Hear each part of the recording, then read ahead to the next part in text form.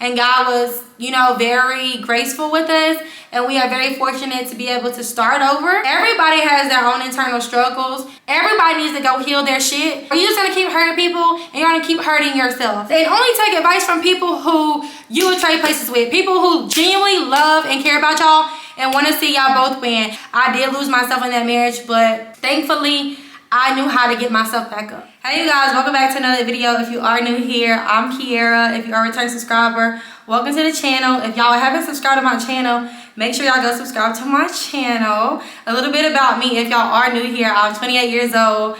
I am recently divorced, going through divorce, whatever you want to call it. I'm divorced, okay? Behind me. That thing is behind me. Lesson learned. And yeah, we're just moving on to bigger and better things. If y'all don't follow me on TikTok, I am more on TikTok now because short form content just seems to be a little easier for me to manage right now. But I am planning on coming back to YouTube. But if y'all are on TikTok, go follow me. My TikTok is I am Kiera J. Okay, and yeah, without further ado, let's just go ahead and get into today's video, y'all. So I made a video on TikTok and it did really well, so I wanted to bring it to YouTube because I feel like it could add value to someone's life.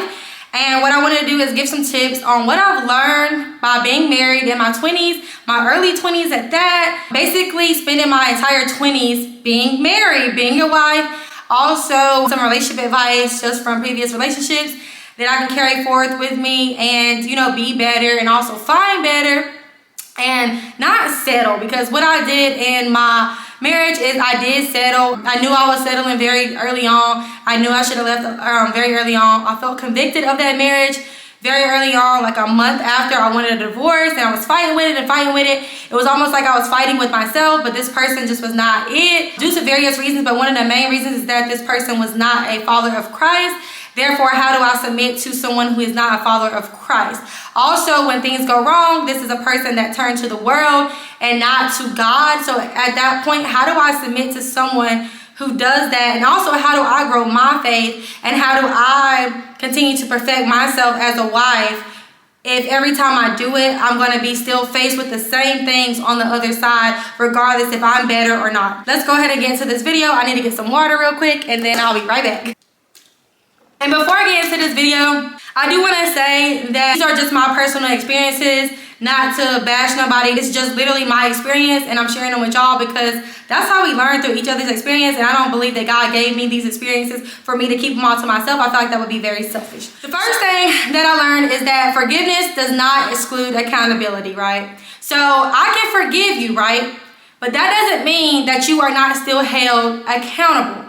And one of the things that I feel like, you know, that was a big struggle in my marriage is that whenever I tried to come to my partner or my ex-partner about things that were happening, they either got deflected upon or it was almost like dismissed in a sense. So it was like, okay, I'm coming to you, I'm letting you know that I forgive you, and I will still be here to walk you through these things and be by your side and support you. I also went as far as, which was not my job, went as far as to researching, to coming up with plans, to trying to help this person to be better in certain aspects, not because I wanted them to, because they told me that they wanted to, right? And so I even went as far as doing that to try to help them to be a better person. So I say that to say, you know, you can forgive a person all day long, but the action has to be behind that forgiveness, right? I'm not just forgiving you for you to keep doing it over and over and over again. I'm forgiving you because I love you and I want to be with you and I care about you and I'm gonna choose you, but I need for you to do the work on your end. So if I do the work of forgiving you, I need you to do the work of not continuing the patterns and the habits that put us in this position to begin with. Also, I would say for myself and my previous relationship too, I did a lot of like trying to protect the person. So I was dealing with a lot of like physical and mental and emotional abuse. And I did a lot of trying to protect the person due to like their career choice, due to their reputation, and due to just like, you know, having that, you know, in the Black community, we have this thing of like, F the police, we don't go to the police about nothing. And I think that is the most crippling thing that we can have as humans. Like, the law is there for a reason. Use it if you need it. Number two, choose the hard convos over the silent treatment, y'all. Please talk. You cannot get to the bottom of things if you do not talk, right? I say this to say too, if you feel like you're not being heard, or you feel like no matter what you say, it's not getting through to the other person, it may not be the other person not wanting to hear you or not wanting to understand. It just might simply be they don't have the capacity to understand or the comprehension to understand. Therefore, if you need a third party, a mentor, a therapist, whatever the case may be, utilize your resources. That's what they are there for. We all are doing these things for the first time. So, you know, for me, I got married at 23, right? And my partner was also in his 20s.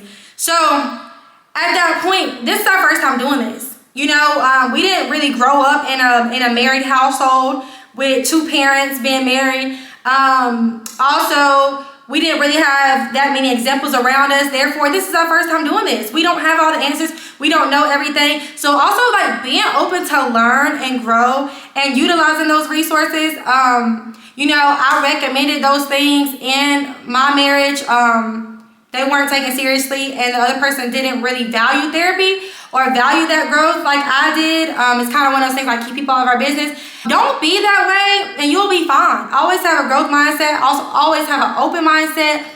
Always be willing to learn and genuinely make sure that you have the ability and the willingness to want to do everything in your power to make it work, and it'll work. You have to be sure that you are communicating what you need. Your partner can't read your mind. I don't care what you show with your body language. I don't care, you know, the little subliminals that you throw. Be open, be honest about what you need, and either they give it to you or they don't. And when they don't, you need to have a plan on what you're gonna do, right? For myself, I stayed in a situation to where my needs weren't being met, and I kept communicating them over and over and over again. I also offered resources over and over and over again. They weren't taken seriously, they weren't valued, and they weren't something that I feel like the person that I was with was open to. Therefore, that should have been a time where I should have went back to the drawing board and reevaluated if this was a marriage that I wanted to be in, which I knew that I did want to be with this person, and I cared about this person, and I love this person. However, what they were showing me is not what I wanted and what I wanted for my future, nor for my future kids. So therefore, that's when I should have made a decision and stood on that decision, because I did make a decision, but I didn't stand on that decision. I didn't stand on my boundaries. Although I had them, I kind of let this person kind of talk me out of them at times, and that's a no-go. Okay. Number 3 is, it's not you versus your partner or your partner versus you. It is y'all versus the problem. If you keep that at the forefront of your mind, if you keep that as number 1 in your relationship when you are going through anything, you are going to be perfectly fine, right? You're going to be perfectly fine. Because as long as y'all are a team and y'all are team players, y'all can accomplish so much more.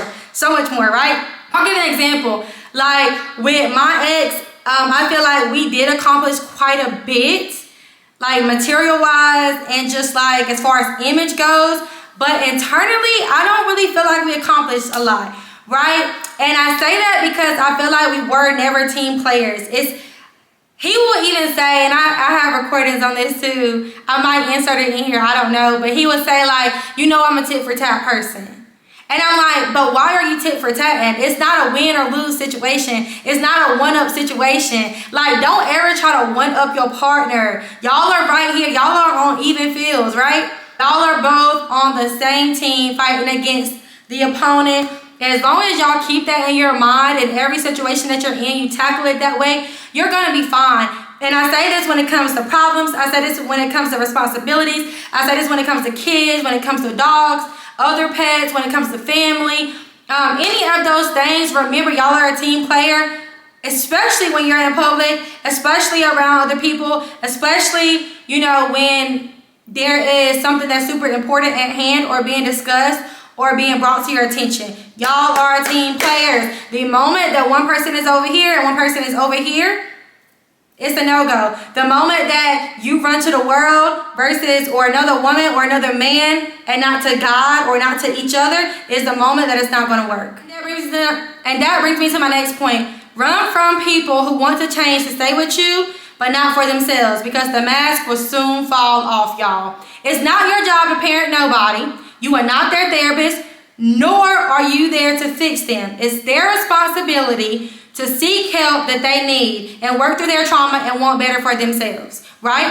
Like for me, I struggle with anxiety, so I was in therapy. I was doing everything I needed to do. I was actively working towards being a better person in all aspects and working on the issues that I brought to the table, right? However, if your partner is not doing the same thing, it kind of defeats the purpose if you're going to stay with that person, because they're going to always respond to the situations the same way, even when you change and you are better. And you are not there to fix them. So when they give you sob stories, they need to go seek help. You're there to support them, not be their parent. If their parents didn't do their job, that's not your job. I'm sorry. They need to go figure that out. Now it's their responsibility to work through those things. Like, you don't fix them. You're not their mom and their dad. You have to be very careful not to overcompensate or wind up being a partner. Like for me, I kind of felt like I was raising this person in a sense, which was not good.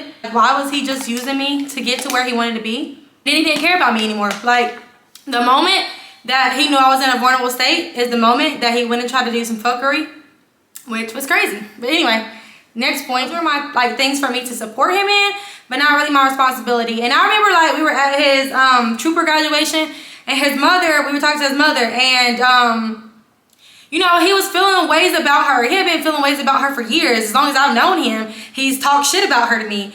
And we were like, she took us outside. It was totally unacceptable. Everybody hated it. Even his dad was like, that was totally unacceptable. He was going to say something. He probably never did. Whatever the case may be. But anyway, while we were talking, he was trying to tell her like how he had been feeling. And he looks at me and he goes, I mean, you know how to explain it. You tell her. Right? That really wasn't my place, number one, to even be a part of the conversation. Number two, it really wasn't my place to really be telling her how her son feels. That's his place to do that for her, like, or do that, tell her how he feels about the things she has put him through, or how he feels about her. But he's not super honest, and he wasn't super transparent, and honestly put me in a place to where, like, I always felt like I had to, like, fix things or try to make things work amongst him and his family. Which, no go. No go. If I could go back, I would not have done that shit. Not my responsibility, not my problem. Not my problem what your parents put you through or what you experienced with them. Y'all need to go heal that. Don't take it out on me. I honestly, like, I'm there to support you, but no more, no less. Always make each other a priority, right? Value your time with each other and protect your time together, right? You know, if your family is like, okay, let's do this on this day or blah, blah, blah, and it's your anniversary, honor that. I'll give an example. Like, when my ex-husband, my ex-father-in-law, whatever, he would do things like on important dates. He would try to make them about him. So we could be on our anniversary trip and he will call and he wouldn't even say happy anniversary or none of that. And he would just literally like find a problem and try to make us figure it out. We could be all the way in another state, on vacation, trying to enjoy one another, and now we gotta figure out his problem back home. And it wouldn't even be anything that serious. He should have had boundaries to where we don't even answer. And you know, my ex-husband, he would tell me like, Kiara, don't answer the phone. Like, don't take him nothing over there. Don't do this for him. Don't do that for him. Whatever the case may be. And in that situation, I didn't honor what my partner was saying. Because I'm like, it's your dad, it's what you do, you know, whatever the case may be. But then I started to realize, you know, no, my priority is my partner. And I knew that, but I don't owe his family any loyalty. I owe that to him and only him. So if he's like, don't do that, I don't do that, right? And I think like that's something that I definitely learned. Anyway, however, I'm gonna say have your own hobbies, your own friends, your own money, and don't let your title become your whole identity. And I say that because, like, for me, everything was about being a wife. Everything was about us. Everything, us, we. That's all I ever talked about. With him, it wasn't that way. Sometimes it was a I, sometimes it was a me. Like, he was very inconsiderate a lot of times and didn't really consider me when making important decisions like I would for him.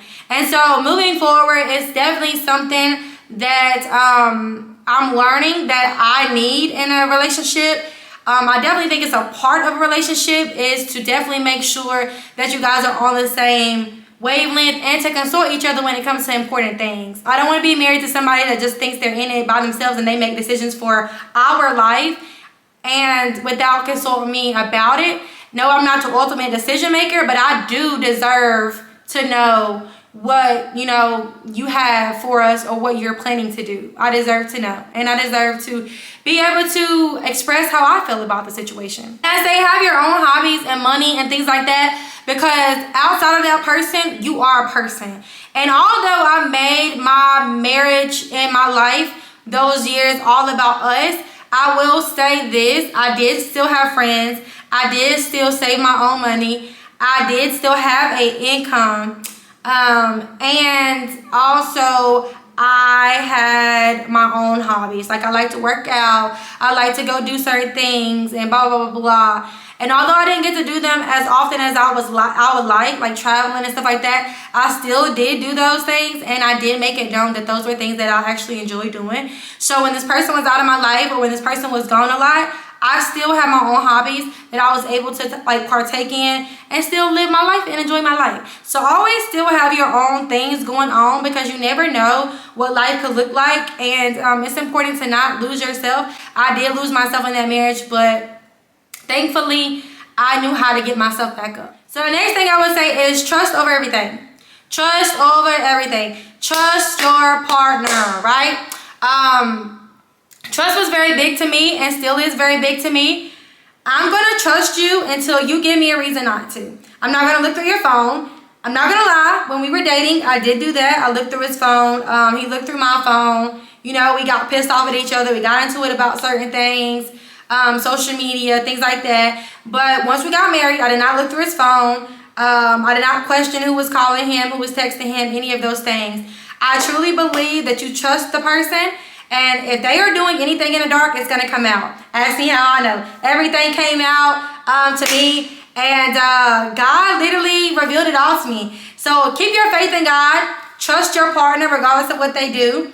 And just know that pain and discomfort are parts of life. So if they are doing something funky, it's going to be revealed to you. God is not going to keep you in a space to where somebody is going to mess you over for the rest of your life. God's going to reveal it to you, and when he does, you hear him the first time. Don't keep waiting and waiting away. You trust God, number one, and then you trust your partner second. And God will definitely show it to you if something needs to be revealed. Okay, the next thing is keep folks out your business. Just literally keep folks out of your business, especially friends and family, because they have biases. They have biases, and even if you forgive your partner, they're not going to. Keep them out your business. They only take advice from people who you will trade places with, people who genuinely love and care about y'all and want to see y'all both win. I would say one thing that I feel like we did really good in our marriage was that we did not allow a lot of people into our business. However, there was one particular person that stayed in our business, stayed around, stayed wanting to know things. And that was his dad. Point blank period. I didn't see it at the time, how bad it was, how detrimental it was. Until now, when I look back and I see all the times that my ex used to be frustrated, he would tell me like, I feel like cutting him off. Like, I don't want to talk to him no more. Like, he really gets on my nerves. He acts like he always wants to do things for us. He's always downplaying our accomplishments.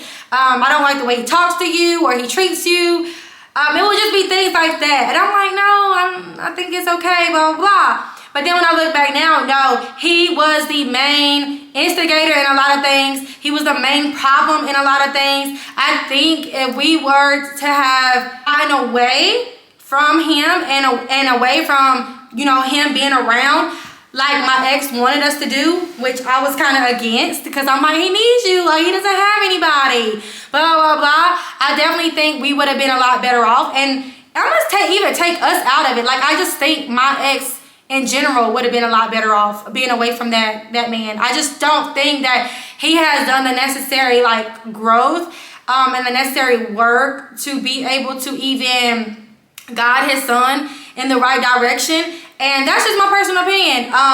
It was just too many things, too many red flags in our relationship, that he wanted to know too much stuff, wanted to be overly involved. wanted us to be like around him all the time, like things like that. One thing I can say is I'm thankful that my parents are not all up in my business, and I can also appreciate his mother for not being all up in our business. However, there were times where she wanted to know certain things, and I definitely think that he shut her out more than he should have. And at the time, it made sense to me because of the things that was revealed to me or told to me about her.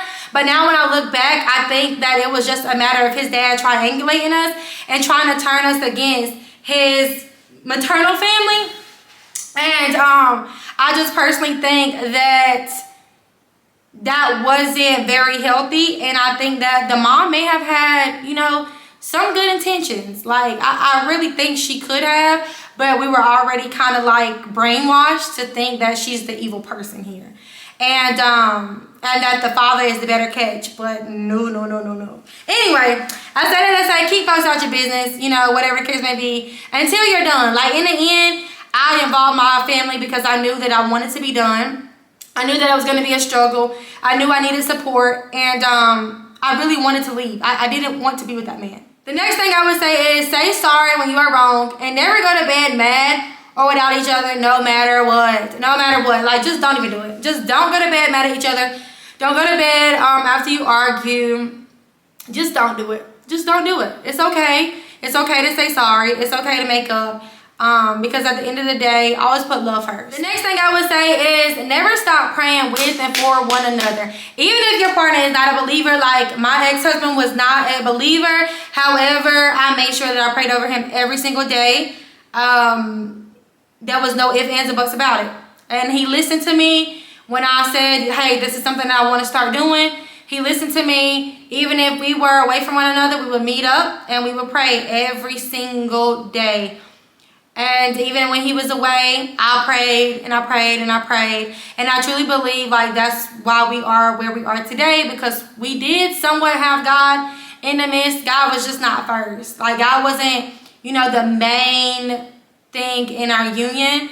However, I do think God kept us this long, and God was, you know, very graceful with us. And we are very fortunate to be able to start over and be able to start over with a clean slate, but also not to be just like without everything. Like we have our basic necessities, and we do have the support that we need in order to rebuild our lives. So I do thank God for keeping us, and I'm very grateful for his grace and his mercy.